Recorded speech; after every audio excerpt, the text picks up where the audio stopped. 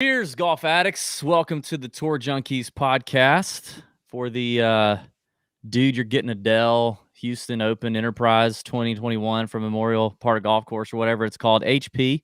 Is that the same thing? HP Enterprise Open at the Houston. I don't know. That was a mouthful there. It was a lot. It's a big tournament name. DB here. I'm back. Glad to be back. Pat rode solo last week. Pat, in honor of our partnership, as always, it's just always a great partnership. I'm drinking out of our member guest cup here, and I've got I've got a blood orange margarita that I made. Neat though. Wow. Yeah.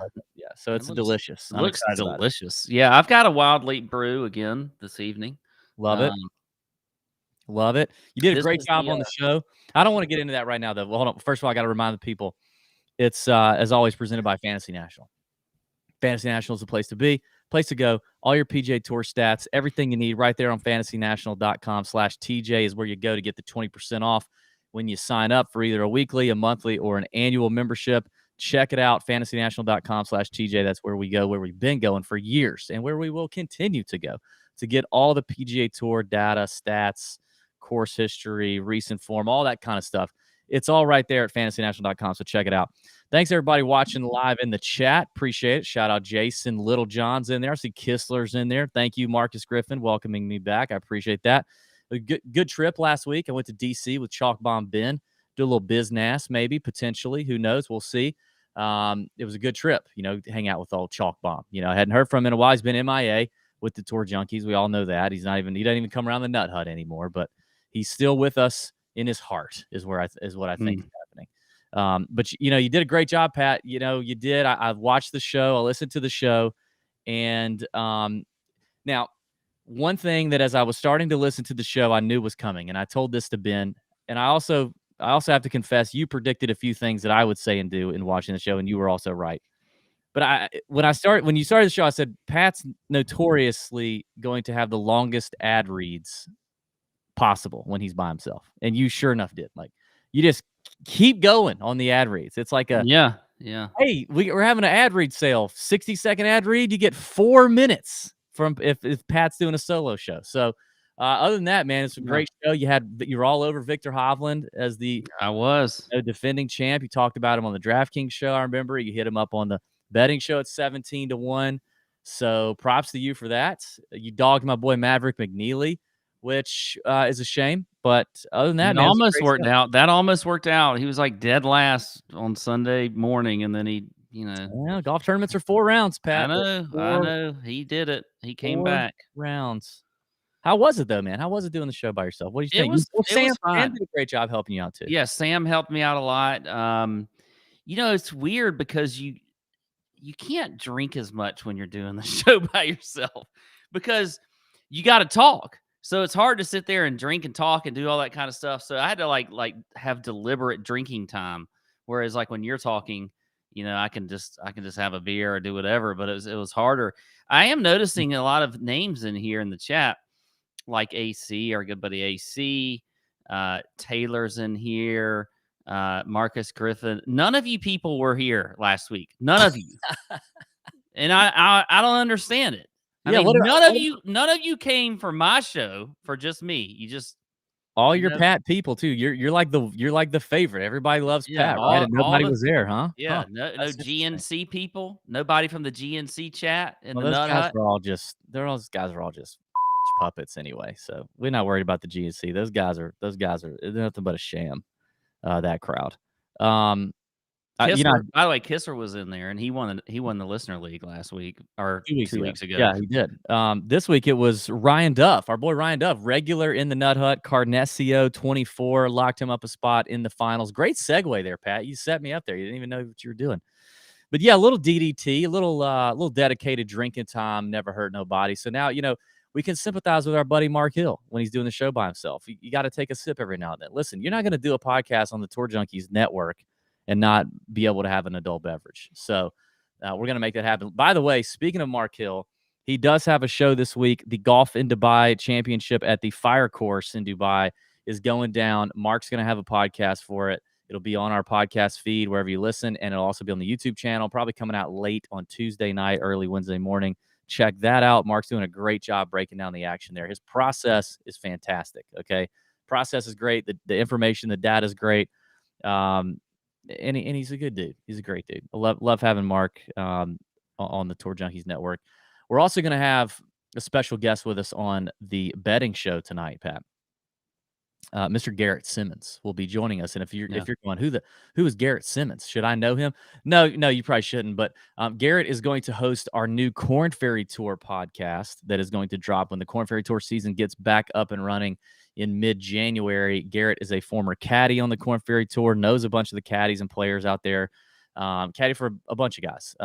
But he's kind of out of that business now. He's a big golf nut, and he's a massive degenerate gambler. And he's going to be a great host for us. Yeah. He's going to be awesome. Funny dude, young guy. He'll be the youngest guy around the Tour Junkies, so he'll bring a little youth to the Tour Junkies, I guess. Some utes. He's a ute. What is a ute? Great show. In the comments on YouTube, can you tell us what that quote is for? What that quote is from? The movie. What is a ute? Sam, do you know? Type it in the chat, Sam. That's right up your alley. Sam's got to know. Sam's got to know that movie. Anyway, Garrett's going to be great. He's going to join us on the betting show. Yes, Sam, there it is.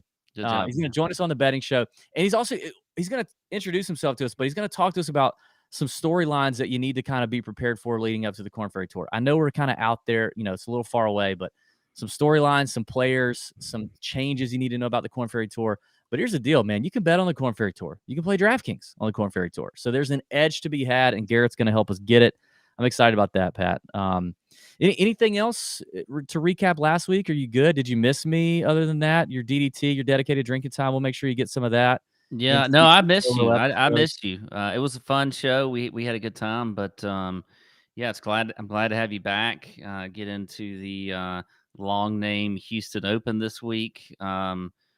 Decent field. So, by the way, I think it's interesting. All of Victor Hovland's wins are on Paspalum grass. Hey, how about it? What's the deal with that? I don't know. Maybe it's just obviously he loves Mayakoba.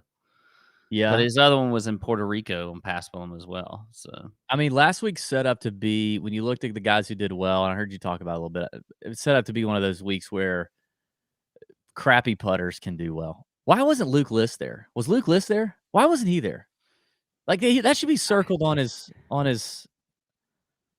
calendar every year. You had, oh yeah, he was there. He missed the cut. Jeez, what was it? That's bad. Anyway, Garrett's in the chat. 30 years younger than the age limit to get in the landings. Hey, look, Garrett. There's a lot of us bringing the average age down in this neighborhood, and I'm one of them. Yeah, I'm one of them. Yeah, it was a good week, man. Thanks for riding solo. Hey, listen, one thing you did last week that I thought was great is you mixed up the format of the show a little bit. You did. Kind of went through the FGS. Sam. I got to give Sam some credit for that. Yeah, you went through a little bit of an FGS format, and I liked it. I like listening to it. I saw some positive comments.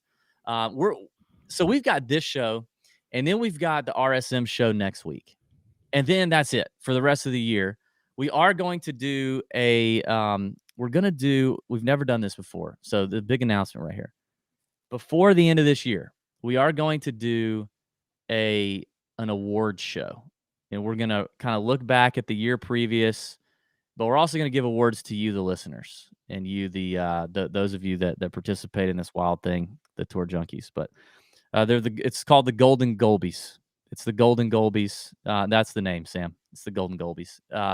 So the Golden Golby Awards are going to happen. That show's going to happen. And then we're also going to do a look ahead show, kind of the year ahead, 2021, 2022 season, 2022, whatever. We're going to do a look ahead, kind of see what's up. So in the YouTube comments, this would be helpful. If you could do this for us, this would be great. In the comments, do a couple things. Type out your favorite moment from this past season, from the past 2020, 2021 season. And or type out a question that you want answered for the upcoming season that you want me and Pat to break down or talk about on the show.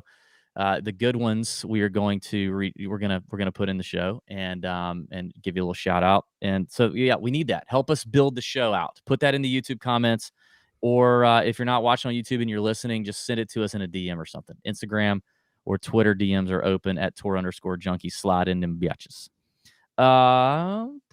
What else? Anything else, Pat? No, I think that's it. It's announcements, good stuff. Good to be back in the chair. I tuned out for a second. Did you talk about the Nut Hut winner last week? Good God, man. Yes. That was when you said good segue. Yeah. Okay. There we go. Good. There, I'm picking it back up. Synapse is firing. They're firing on both cylinders tonight for Pat. No, they're not on both cylinders. Obviously, they're on like 1.5. Okay, still. not even 2. Okay. Yeah. Well, I guess in that case, we'll have you tell us a little bit about Memorial Park Golf Course. Yes, we got a Muni course this week. 60,000 rounds a year, probably. Who knows? But doesn't matter. It is a par 70, 7,400 yards. We've got 132 players in the field this week. T65 and ties will make the cut, just like normal. You got Bermuda grass, tee to green here this week. This is an old course. It was opened back in 1912.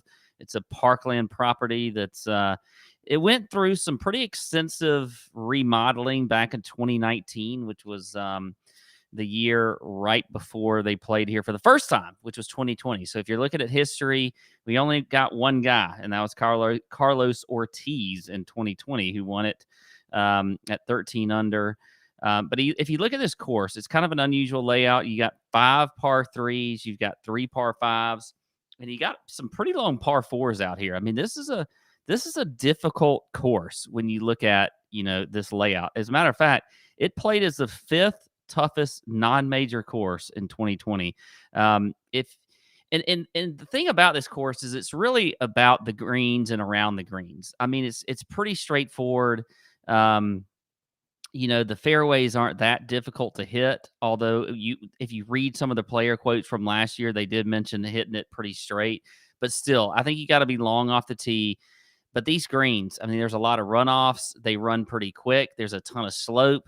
So, a lot of players talked about really the defense of this course is around these greens. I think you got to scramble well. You got to putt well in these Bermuda grass greens that are going to run pretty quick, like I mentioned. But overall, I think it's going to be a tough test for these guys. I'm definitely going to be looking at length, though. Those guys are going to have an advantage. I'm going to be looking at form, strokes gained approach. I mentioned scrambling. And putting on Bermuda as well. If you look at Carlos Ortiz's stats last year when he won, he was 14th in the field in approach. He was 2nd in scrambling, and he was 5th in putting that week. For whatever that's worth. It's a good recipe. But I do think this should be a good week. We've got a so-so field. It's like a normal field that we get in these fall events. I mean, that's what we have this week. And by the way, Brooks Koepka's in the field. And, he's coming off of his vacation in Mayakoba, just like I said last week, to fade him because it's just a vacation. But apparently he had some input on the redesign, which I don't think of Brooks Koepka as much of a golf course design guy, but that's what they say. That's what the notes say in front of me. Yeah. So anyway, there you go. That is Memorial Park Golf Course, the Pat Perry rundown. It does seem very random that he would have input on a course in Texas. Tom Doak, like, what ties does he have to Houston or Texas in general? Like, I don't know. Maybe our boy AC can tell us. I'm sure AC's dug deep into that. But yeah, I mean, Memorial Park Golf Course is gonna be a tough test, and I'm excited to see it. I like going from the birdie runs, the birdie fest that we've been on to kind of now a little bit more of a grind it out. Pars are your friend on a lot of holes here. Kind of golf course. See, I knew AC would know it. He's in the chat. He's the buddy. He's buddies with the owner of the Astros, right? That's the guy who owns the course. The course benefits the Astros fund, or the tournament benefits the Astros fund, or something like that.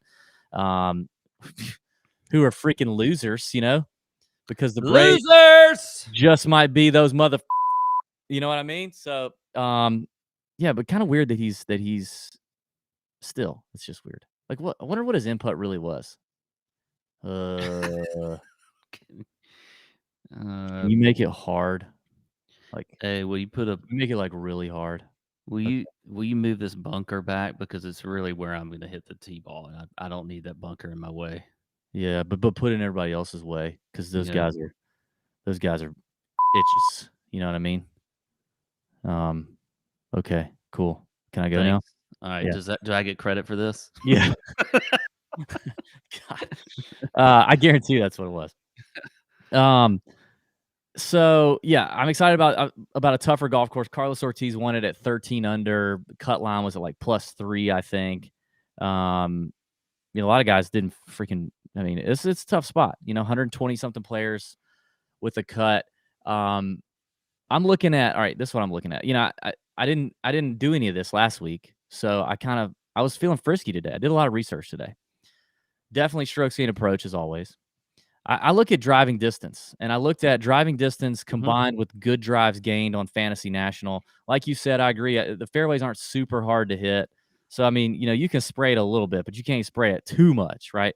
So I did driving distance and good drives gained. I definitely think this is a bomber's course. We got, notes from the ground at Memorial Park that this place is built for the long ball. So if you're not hitting the long ball, you better be on your A++ game around and on the greens, and that's just tougher to predict. So I'm out a little bit on the shorter hitters. You'll notice that trend.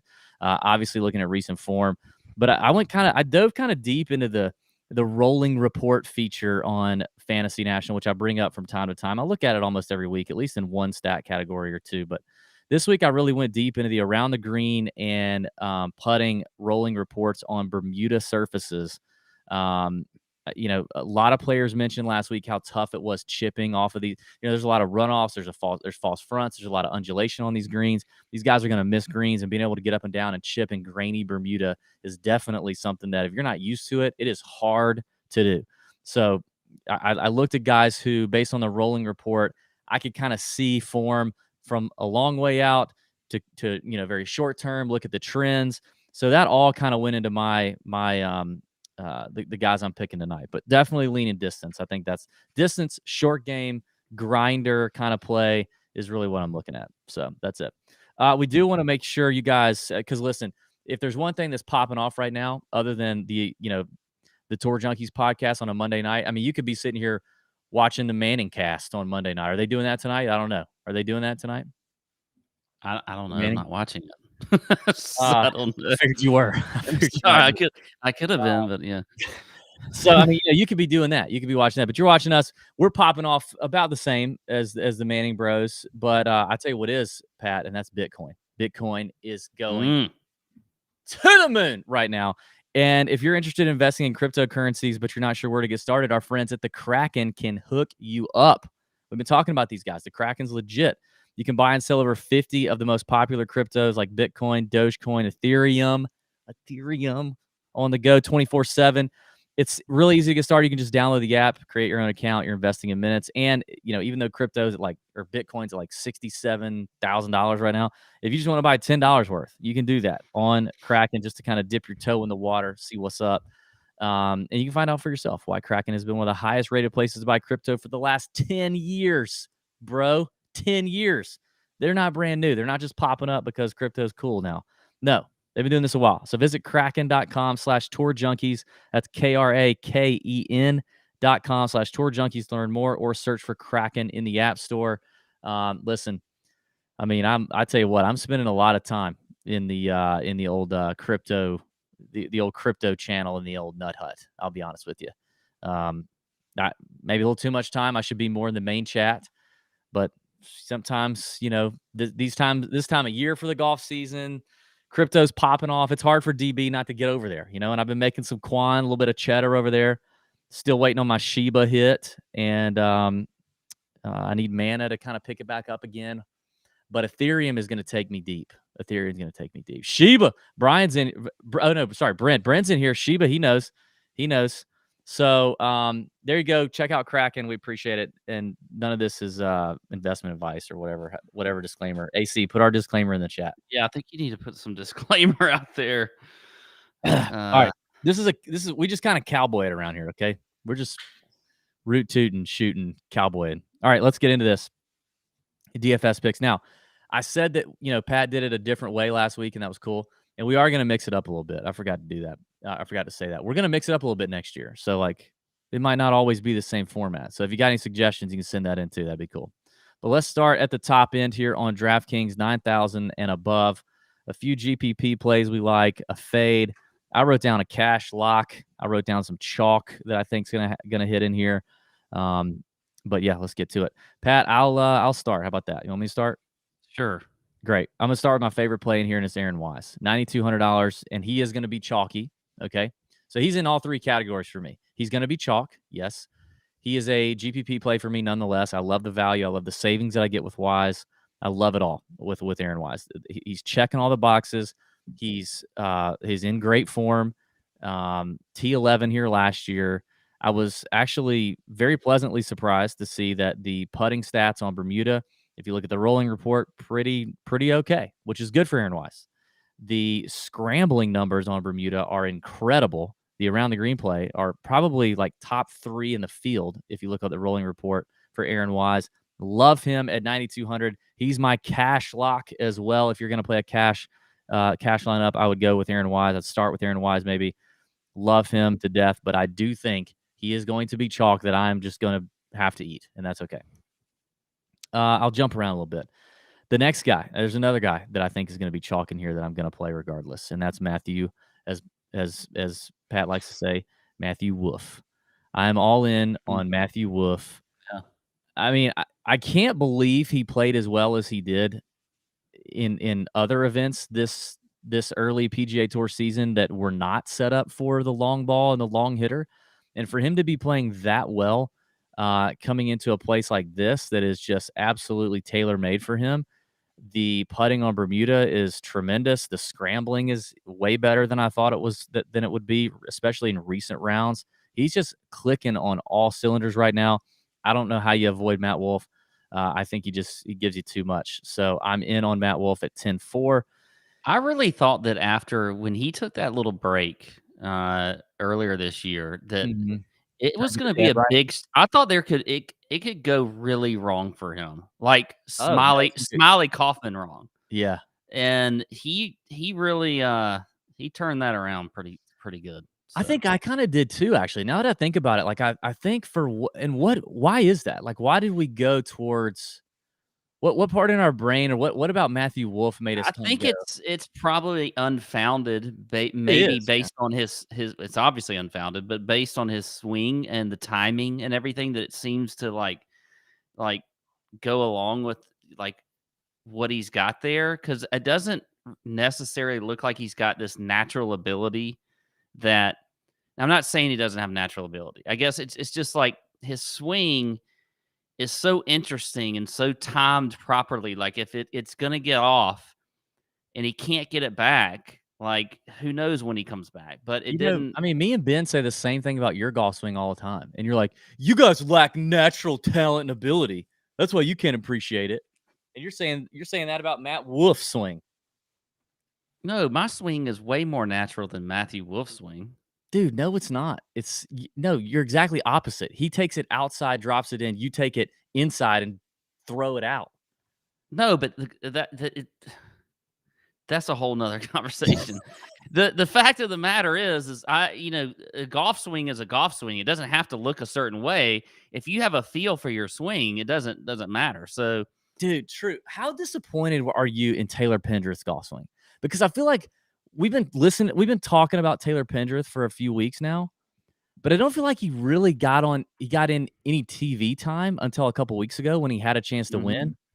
And I think you talked about on last week's show how he kind of just crapped the bed on the 17th hole or whatever it was. Oh, it was a choke job. I mean, total choke job. But I feel like until that point, I had never seen Taylor Pendrith's golf swing up like really well on TV. It's like it would be like, I don't know, like your buddy tells you there's some new girl that just moved to the area and she's she's going to be in your school and she's an absolute smoke show, and you see her from far away. And like a lot of girls look good from far away, and then you get up close and you're like, good God, goo, what are we looking at? Like, I thought he was going to have the sexiest move because he's like one of the longest hitters on tour. He crushed it on the Korn Ferry Tour. And I mean, sure, he gets it done, but that swing is not pretty to look at. not pretty to look at. People, though, put way too much emphasis on how pretty a swing looks. I mean, if you think about it, if you just think about the golf swing, if whatever your impact position is the key. It almost doesn't even matter like how you get there. Yeah, Jim Furyk, right? I mean, you can get I mean, and if you feel that swing and you have the good tempo and whatever else, like I don't know. Anyway, I agree the swing doesn't look that great, but he's a damn good player. Yeah, he is. All right, my third pick, I don't know, man. I like a handful of guys in here. I mean, Wolf and Wise, I do think are going to be chalk, and I'm willing to eat the chalk. There's a few names in here that will be interesting leverage spots for me. I guess I'll talk about.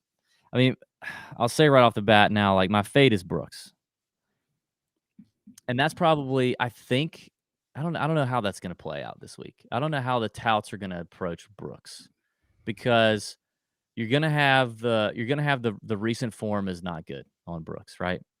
But we've seen this before.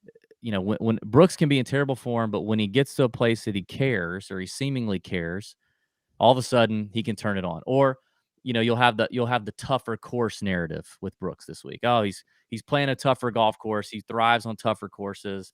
And then of course you'll have he had input on the course design with Tom Doak. Like that means almost nothing to me. Absolutely next to nothing to me that he had input. I mean, just because you have input on a golf course does not automatically like make your golf swing better or fix your issues. And the fact of the matter is, like, his ball striking is bad. It's very, very, very bad. So coming to a tough track that, yeah, you had some input on and you love tough tracks, but absent of your golf game is still not something that I think I want to look at. But the ball striking's been tough. And if you look at his record at tough courses in the last last year or so, he was hitting the ball a lot better than where he's hitting it right now. I mean, he's gained strokes one time since the Open Championship with his irons on strokes gained approach. That's key. That is key for Brooks. Since the Open Championship, one time. And leading up to that, he was doing it in higher clips. U.S. Open, same thing. PGA, same thing. Waste Management, when everybody said he was in the rut, he was actually like still not hitting it quite as bad as he is right now. So I think there's a little something missing right now with Brooks, and I just don't know that the Houston Open, which he may feel some sort of an obligation to play in, is the time to jump on him. So I'll take the fade. I'll take AC's anger. I'll take the loss when, now we'll talk about him in the betting show. That may be a different animal, but he's my fade in this range. I guess for my third pick here, I think I'm going to go with Joaquin Niemann.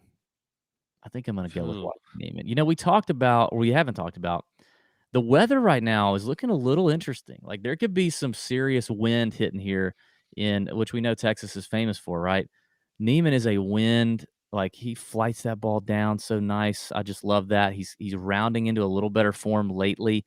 I don't think the strokes gain data is going to show as good as he's playing because his last couple of events where he's kind of turned it around with the Zozo and the Mayakoba, you're not getting strokes gain data.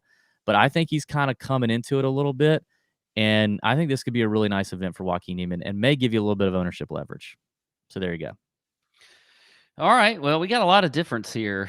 Difference in opinion on Brooks and a few guys that we don't even have at all together. So I'll start with Brooks. I like Brooks this week. I think this could be, he's out of vacation mode now. I feel like he's gotten it all out of him. He's gone to Vegas. He's gone to Mayakoba. He and Jen have gotten Jenna. Sorry, not Jen. They've gotten all the pictures out. Call her Jen. We get it. Yeah, Jen. But so he's out of vacation mode, Brooks. I think that he could have a good week. I feel like, his ownership is time, I like to call it. Yeah, that's right. That's right. Yeah, I think his ownership's probably going to be lower than it should be. Obviously, we know you talked about distance when we were talking about the course breakdown. He's one of the top 10 players in the field when it comes to driving distance. He does putt well on Bermuda grass greens. If you look at, over the last 100 rounds, he's top 25. So I think there's a chance that Brooks could have a really good week. And I sense that a little bit in your fade. Like I think you have a little bit of nervousness in that fade. But I'm just telling you. It's a ballsy fade a little. It feels like a little bit of a ballsy fade for sure. But I mean, like I said, the irons have been bad, man. Like they've been really bad. And so what are you just gonna do? Scramble your dick off the whole time? Like it's not like he's been amazing at that either. He's actually been terrible at that. Even long term, he's been bad. Yeah, but Brooks is he's so weird with, I don't know. You never know. Whenever you think Brooks is going to have a bad week, he ends up having a good week. And you look at stats and you can do whatever else you want to. I still think Brooks could have a good week this week. So I don't want to get into the betting show, but I mean, let's be honest. Like it is tempting at 30-1. Hell yeah. You're fading him, but I'm saying like it's tempting at 30-1. It's the same number you got him at the Waste Management when he won last year for the same reasons. Like, yeah, I'm not saying you don't throw a little something there, but in DFS, I think I'm out. I know I'm out. Well, I don't. And here's another pick. I can't even believe. Did he withdraw? Did Sam Burns withdraw? Because I can't even believe Sam Burns didn't come up in your why you didn't. I love Sam Burns, man. I mean, I know he's the highest price guy. To pay the highest, yeah. I know that, but I think it's easier to pay for the highest price guys in events like this in the fall because there's so many guys that are cheap that you can throw in there, and we always see this in the fall. I don't love the upper 7K range. Like I might be able to make it. Like I could make it work with Sam. I guess like I was so when I started going through this top tier, like Wise and Wolf for me were it, and so then it was like I don't want to. It's hard to cram Burns in there. I mean, so I don't know. I don't hate Burns though. Yeah, I like Sam Burns a lot. I don't hate Scheffler up there either. No, but Sam Burns, I think if I'm going to go up here at the very top, he's going to be the guy for me. I mean, you look at the stats. I mean, he's third in ball striking. That's over the last 24 rounds. Checks the box in driving distance. He's number 2 in the field in putting over Bermuda. I mean, just everything about Sam Burns last year too. Yeah. So I like him. I like Sung J M. Now I think the knock on Sung J you might say would be distance. Yeah. 73rd in the field in distance, but everything else is great for him. He's obviously in good form. He won a few weeks ago. Putts well in Bermuda grass. Top 10 in ball striking.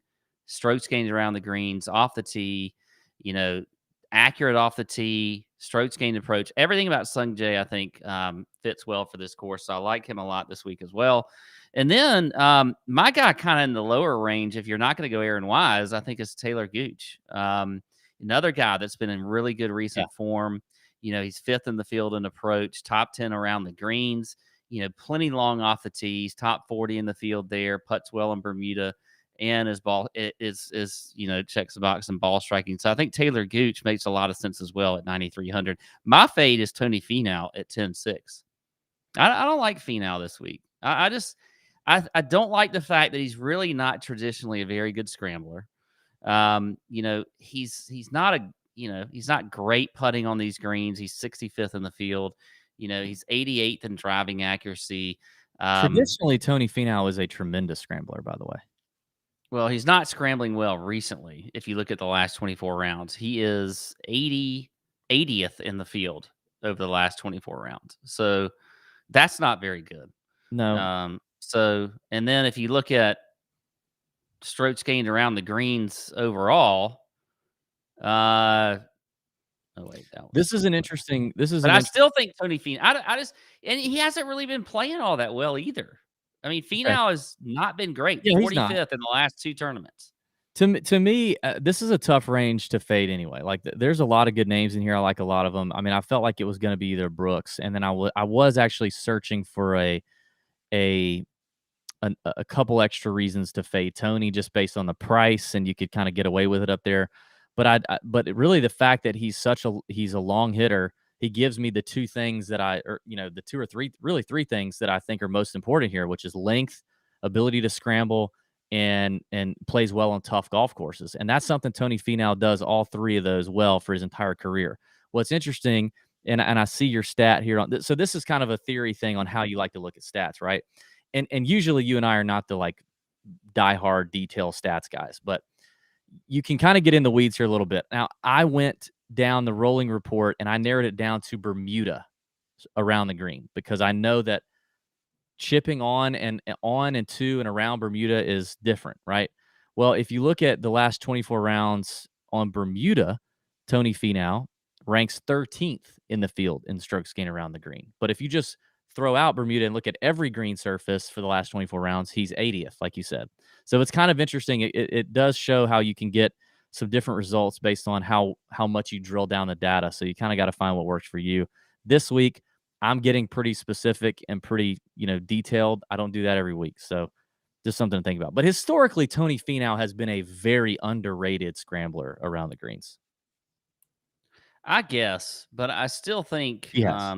you haven't seen enough from Finau lately to warrant paying up 10-6 for him. Yeah. Yeah. I can't. I'm good with that. So there you go. All right, let's get to the 8K range. I'll let you start that one. All right, so the 8K range, I will start with, I like Seamus Power again at 8,400. This is a weird range for me. I'm not a huge fan of this range, because there's some guys in here that I think we also seem to be talking about every single week. So I'm trying to, but I do like Seamus Power, and I've been talking about him. I mean, I think, if you look at just stats, he's, across the board approach, off the tee, strokes gained around the greens, top 25 ball striker, top 25 in the field putting on Bermuda. So I do think Seamus Power, this is another, good course fit for him. He's obviously been playing, fairly decent. He's 11th at Mayakoba, 12th at Bermuda, and T21 at the Shriners. So those are his last 3 events. So he's been in good form. So at 8,400, I think Seamus Power could be a very good play. Another guy that I think nobody is really going to be on, and I think everybody's going to hate this pick. But I still kind of like Shane Lowry this week coming off of miscut. I think he's going to have hardly any ownership. He's going to have hardly any ownership at all. But he's top 10 in the field in strokes gained approach, 11th in strokes gained around the green. He's not known for being that long, but he's still middle of the pack when it comes to length off the tee. So I think Shane Lowry could be a good fit here. Just seems like one of those guys that is just, in a tough course. And so Sam's throwing up also, he was T11 here last year, but on a tough course, I think Shane is going to show up well. So I like him there at 8,200.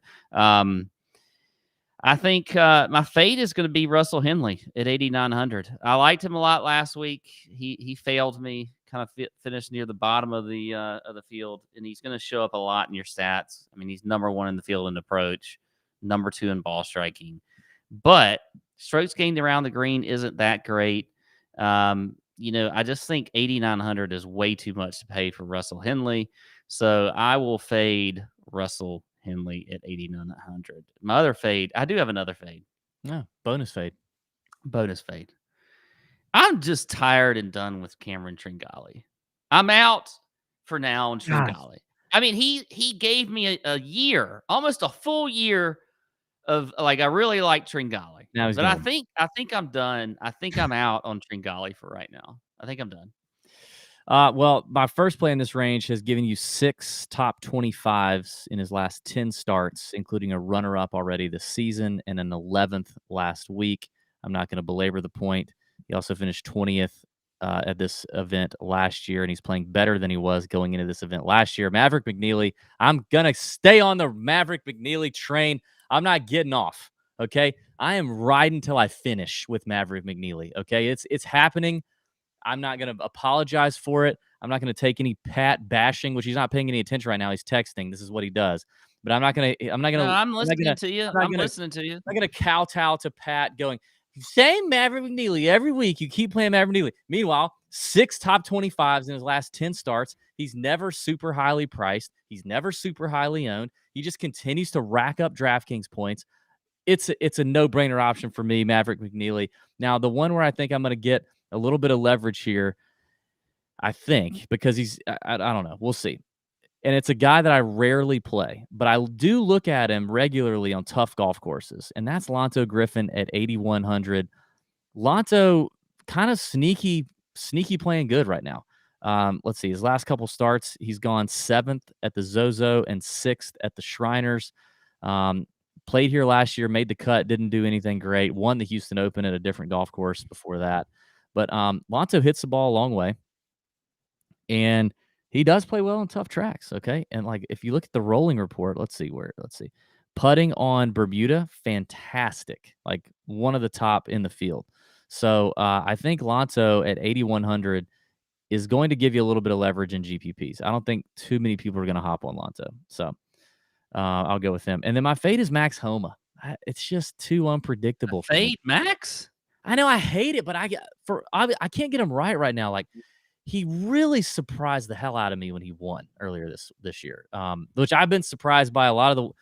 By the way, we haven't even talked about. I guess we'll talk about it on the betting show. Like, long shot season is not doing what I want it to this year. It's not really been long shot season.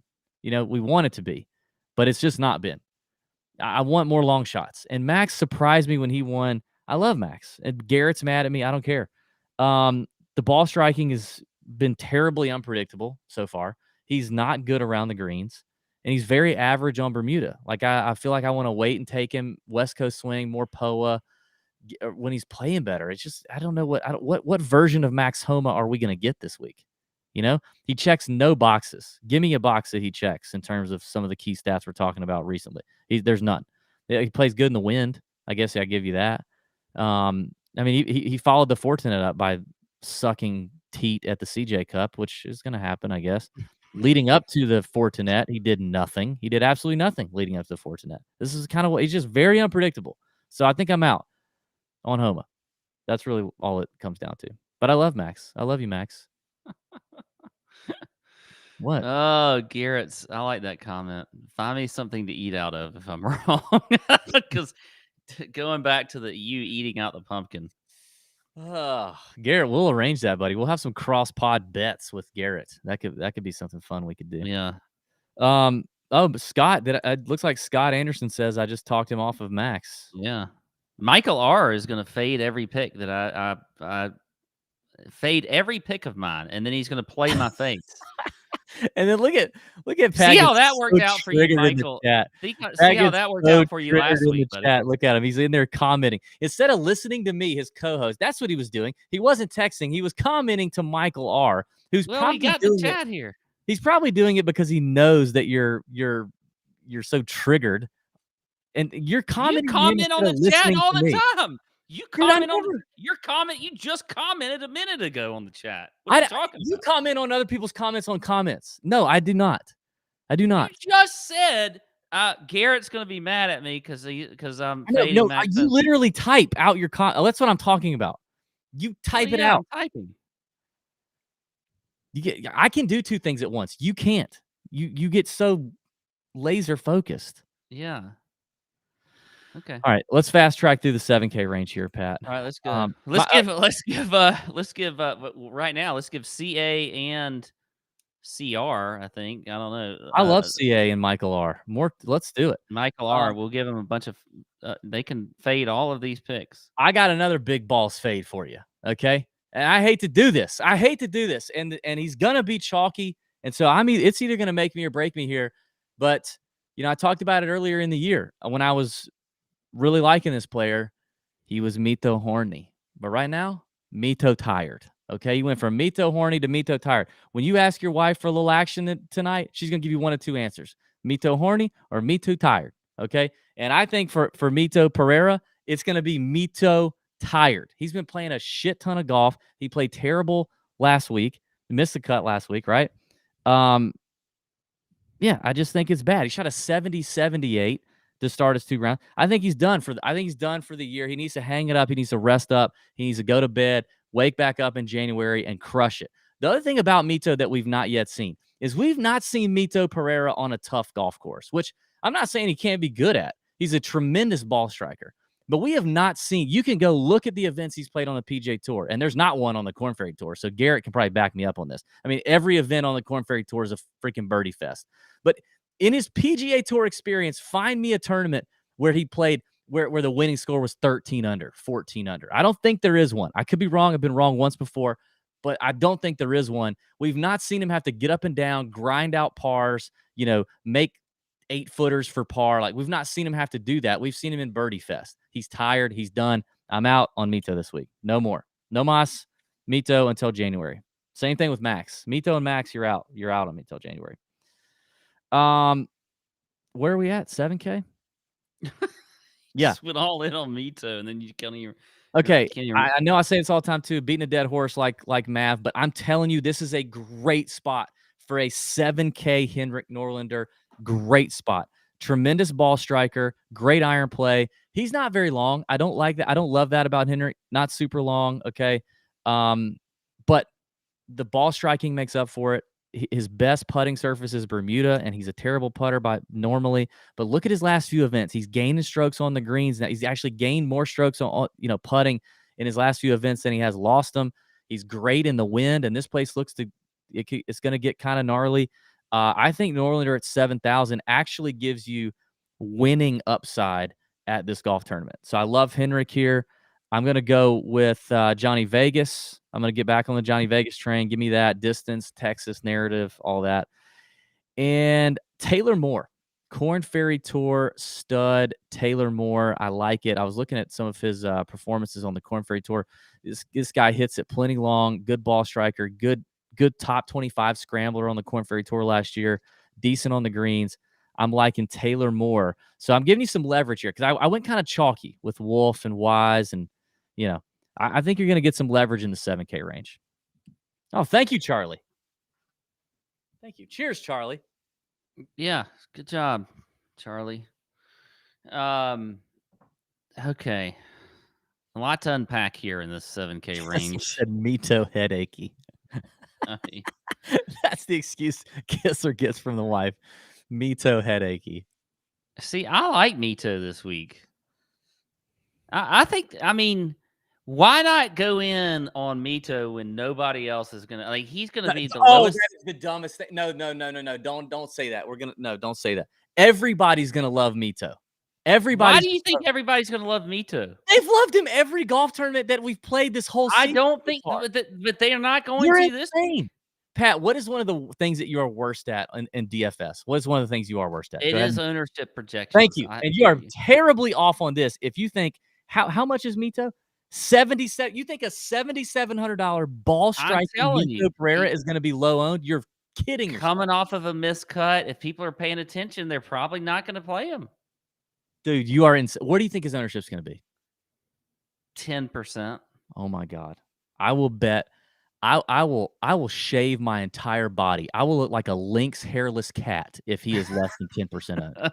I swear to you. I can't make bets on ownership projections anymore. I don't do those anymore. Dude, there is no freaking way.